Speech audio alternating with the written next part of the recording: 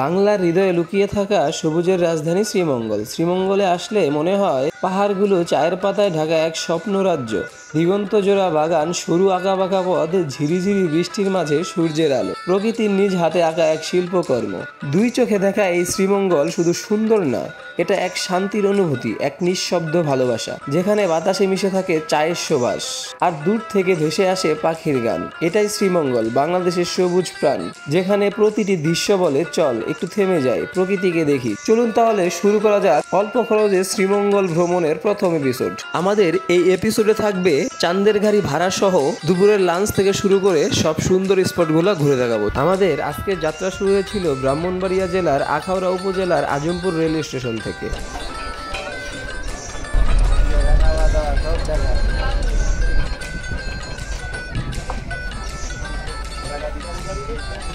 অনেকক্ষণ দাঁড়িয়ে থাকার পর আমাদের ট্রেন দেখা যাচ্ছে, আমাদের ট্রেন চলে আসছে। আমরা এই ট্রেনে করেই শ্রীমঙ্গল যাব। আর আপনার সামনে যে লোকটিকে দেখতে পাচ্ছেন, ইনি হচ্ছে আজকে আমার ট্যুরমেট দাদা, শঙ্কর দা। অবশেষে আমরা ট্রেনে উঠে গেছি এবং দাদা আমার দিকে তাকিয়ে হাসতেছে। তো দৃশ্যগুলা ট্রেনে যাওয়ার পথে অসম্ভব সুন্দর ছিল।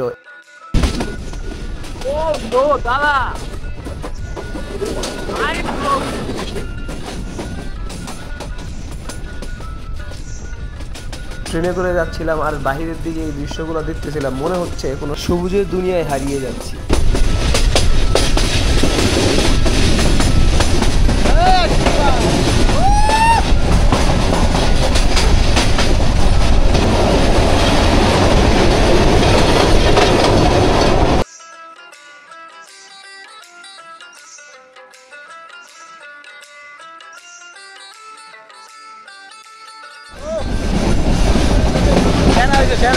তিন ঘন্টা জার্নির পর আমরা শ্রীমঙ্গল চলে আসছি। এসেই কিছু ভাই ব্রাদারের সাথে দেখা হয়ে গেছে।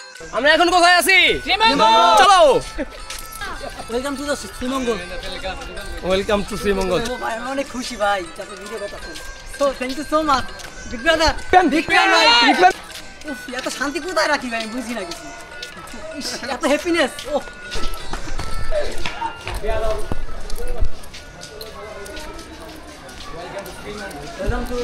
স্টেশন থেকে আসার পর প্রচন্ড ক্ষুধার্ত ছিলাম, আশেপাশে রেস্টুরেন্ট খুঁজতেছিলাম কিন্তু কোনো রেস্টুরেন্ট খুঁজে পাচ্ছিলাম না। হাঁটতে হাঁটতে অনেক দূর চলে আসছিলাম, সেই ভিডিওগুলো অবশ্য আমার ক্যাপচার করা হয় নাই।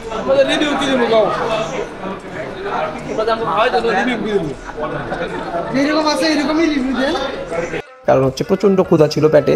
তো আপনারা এত কিছু না খুঁজে অবশ্য স্টেশন থেকে নেমেই হাতের ডান পাশে একটা রেস্টুরেন্ট পেয়ে যাবেন। তো খাবারগুলো খুব ভালো মানের ছিল, তো আপনারা চাইলে এই রেস্টুরেন্টে খেতে পারেন। পার হেড পড়েছিল আমাদের 160 টাকা। মাছটা অনেক সুস্বাদু ছিল। আসসালামু আলাইকুম এভরিওয়ান, আমরা চলে আসছি শ্রীমঙ্গলে। শ্রীমঙ্গল থেকে এখন আমরা 4টা স্পট ঘুরবো। তো এর জন্য আমরা চাঁদের গাড়ি নিয়ে নিছি। সবাই এখানে চাঁদের গাড়ি শ্রীমঙ্গল। দাদা কেমন লাগতেছে আপনার? হ্যাঁ, অনেক অনেক ভালো। এই প্রথম আশা করি হবে, প্রতি মাসে দুইটা হবে, দুইটা ভাই। শ্রীমঙ্গল ভাই কেমন লাগতেছে? এই আশিক ভাই আমরা এই চাঁদের গাড়িটা নিয়েছিলাম 2400 টাকা দিয়ে। আপনাদেরকে কিছু ট্রিক্স শেখাই দিই চাঁদের গাড়ি কীভাবে নেবেন। আপনারা স্টেশন থেকে নেমেই চাঁদের গাড়ি দেখতে পাবেন। তো তখন সেখান থেকে আপনারা চাঁদের গাড়ি দামাদামি করবেন না, একটু দূরে এসে গাড়িতে দেখবেন নাম্বার আছে, ওই নাম্বারে কল দিবেন। কল দিয়ে সাইরা তাদের সাথে একটু মুলোমুলি করে নেবেন, দেখবেন অনেকটা কম পেয়ে গেছেন। আর যদি আপনারা কেউ সিঙ্গেল বা কাপল যান, তাহলে দেখবেন অনেকগুলা গ্রুপ আছে, গ্রুপদের সাথে আপনারা অ্যাড হতে পারেন।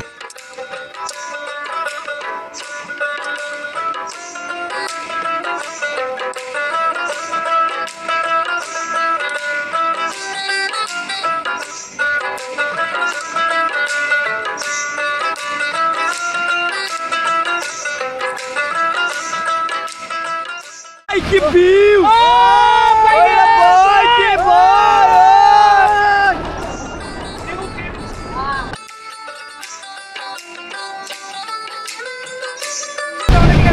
ভাই শ্রীমঙ্গল ভাই!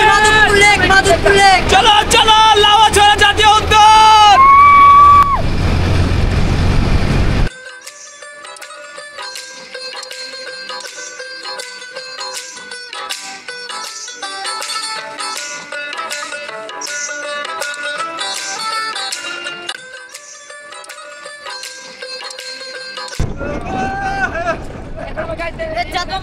মাইরে চাপ মামা লাগাও লাগাও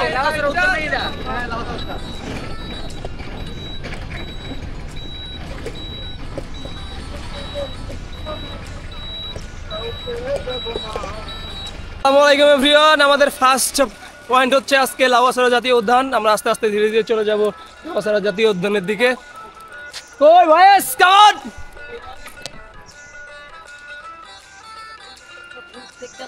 বুকে দিয়ে তাও ভুলি না গান বাজে দুই কানে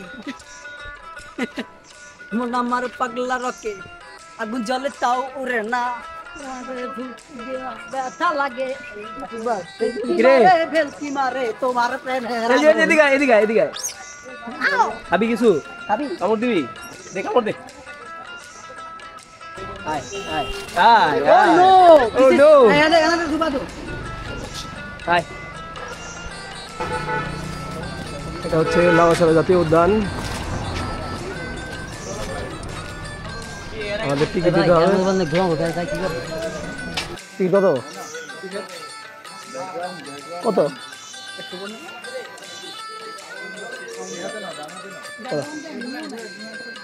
লাউয়াছড়া জাতীয় উদ্যানের টিকিটটার রেট হচ্ছে 150 টাকা। আমার কাছে মনে হয় এটা অনেক বেশি হয়ে যায়। আপনারা যারা আসছেন অবশ্যই কমেন্টে জানাবেন। আসসালামু আলাইকুম এভরিওয়ান। আমরা এখন চলে আসছি শ্রীমঙ্গলের লাউয়াছড়া জাতীয় উদ্যানে। তো মনে হচ্ছে আমরা একটা গহীন জঙ্গলের ভিতরে চলে আসছি।